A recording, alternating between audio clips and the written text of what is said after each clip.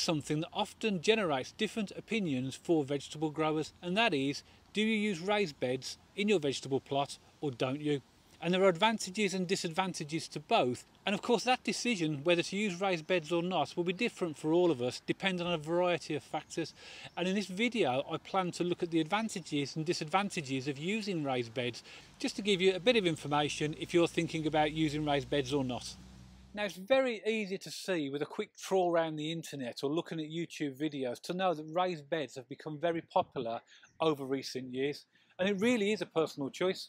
And those of you that watch my channel on a regular basis will know that I choose not to use raised beds on my vegetable plot, and there are reasons for that, and I'll explain those as I go through the video. But I also appreciate that in some situations raised beds are ideal for certain people. So for example, there are many medical conditions and impairments that can significantly restrict mobility, that prevent people from moving freely or stooping down, and in that situation it makes sense to raise the beds to allow easier access. Also, you might be in a location where you've got a very small garden or not have a garden at all. You might just have a patio or an outside space, or even if you live in an upper floor flat, you might have a balcony. In that situation, small raised beds or even pots might be your only means of growing fruit and vegetables. However, if you do have a garden, large or small, similar to I have behind me, where you can plant things into the ground, then the decision is very different. And I'm sure that if you were to think about adding raised beds in that scenario, you would have to justify it. So then let's go through some of the advantages and disadvantages of using raised beds. Now, raised beds can come in all different shapes and sizes, and of course a big issue, and maybe the biggest issue in deciding whether to have raised beds, is going to be cost. Now, if you look at some of the size of the beds in my vegetable plots, they're quite large, and if I were to try and convert them into raised beds, it's going to take an awful lot of material, and depending upon the height I go, I've then got to consider filling it as well. The actual cost is a massive factor because it can get very expensive. Nowadays, building materials are quite expensive, and a lot of people choose to use timber. If you can find some old timber that is suitable for a raised bed, then fine, but the vast majority of people will have to buy the timber, and that can be really, really expensive. There are a number of suppliers that provide raised beds, some of them metal, and then you assemble them, but of course there's still a cost attached to that.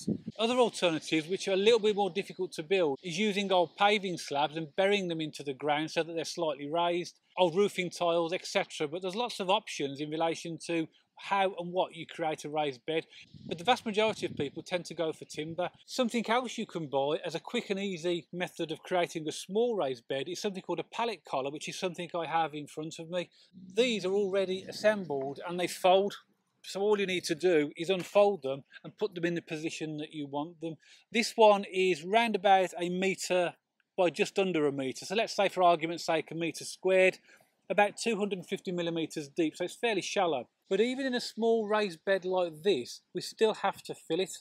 Now, this is quite shallow, and I've put a bag of compost here, which is a 60-litre bag of compost, just to show you that if I was to try and just fill this alone, it's probably going to take me at least 4 bags of this compost to fill it.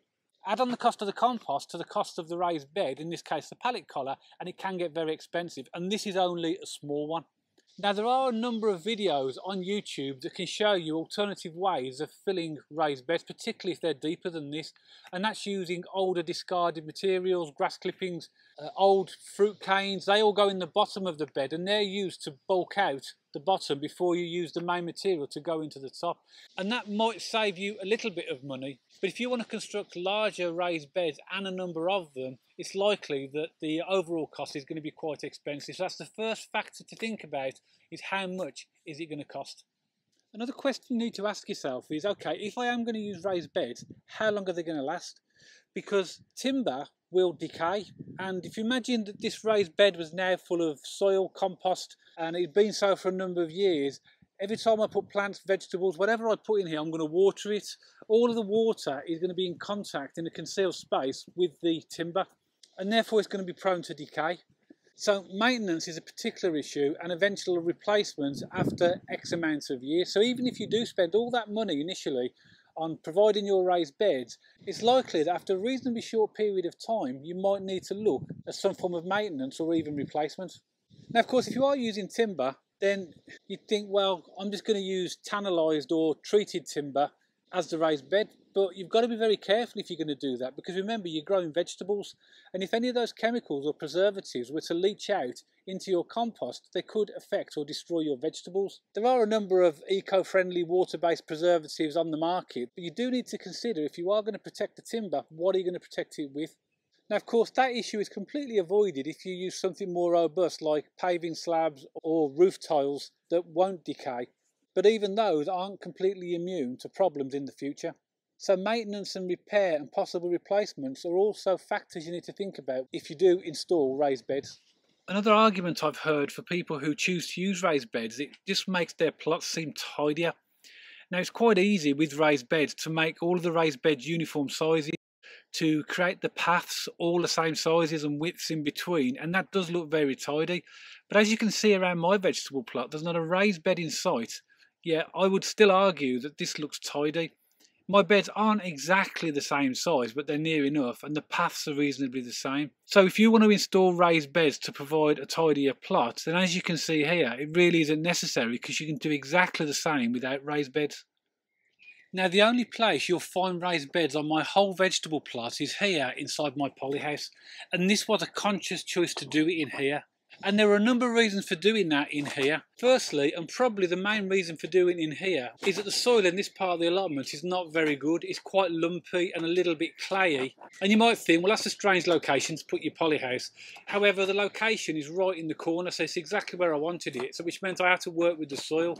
So I could have tried to dig the ground inside here, add some organic matter, manure, multi-purpose compost, and then build it up. I just felt that in here it would be much easier to install 3 pallet collars like I shown you earlier, and to fill them with organic matter, and it's proved to be a really good choice. Firstly, it's tidy. I have a path all the way around them, so if I want to, I can get my wheelbarrow inside my polyhouse. I can get easy access to my shelves and my other plants and my planting area, so it just made sense in here. Another factor in deciding whether you want to use raised beds could be the type of soil that you've got. If you've got a plot that's particularly vulnerable to waterlogging, or the soil is really poor, or maybe you've got ground that you've inherited that is so bad, so difficult and hard and compacted, that you might just think, do you know what, I'm not even going to try and attempt to touch that ground. I'm going to get some raised beds, I'm going to fill them with organic matter, and I'm going to grow my vegetables. So the ground conditions could be a factor in deciding whether you use raised beds or not.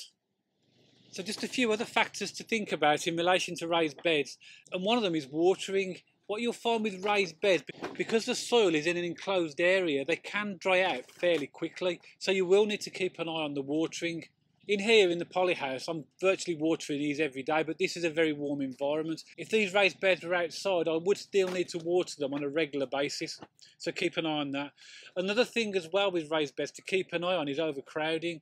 There is a tendency to utilise the space as much as you can, and that's good to be efficient in your vegetable growing.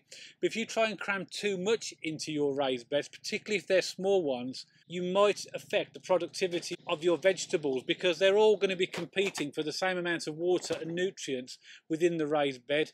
So even though it's tempting to put loads of vegetables in a raised bed, just be mindful of the space that they need to grow effectively. So another positive thing about raised beds is because the beds are raised, it'll stop children and pets and anybody else wandering and trampling on your vegetables because they're raised. And I have read some people who have got raised beds say there's less weeding. I've not found that to be the case personally in here. I think a lot of it depends on the type of organic matter you use in your raised beds. I still have to weed these raised beds in here, and I'm sure that if you've got raised beds, it's not immune to weeding.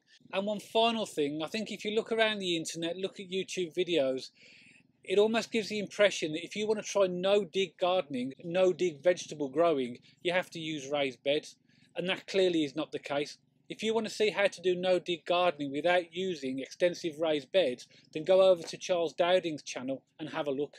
He'll produce a huge amount of vegetables every year without using raised beds, but using the no-dig method. So it's not a prerequisite that if you want to try no-dig vegetable growing, that you have to use raised beds, because clearly you don't. So there you have some of what I see as the advantages and disadvantages of using raised beds. As you can see from my vegetable plot, I choose not to use them outside, and I have a few inside. And it really comes down to personal choice, and I'm a firm believer in that you should be able to choose whatever you want to do. And I'm hoping some of the pros and cons that I've been through in the video will help you in your thought process about whether you should use raised beds or not. As you can see looking around my allotments, I can produce a very productive vegetable harvest without using raised beds. But of course, as previously mentioned in the video, there are going to be circumstances where people will need to use raised beds for various reasons.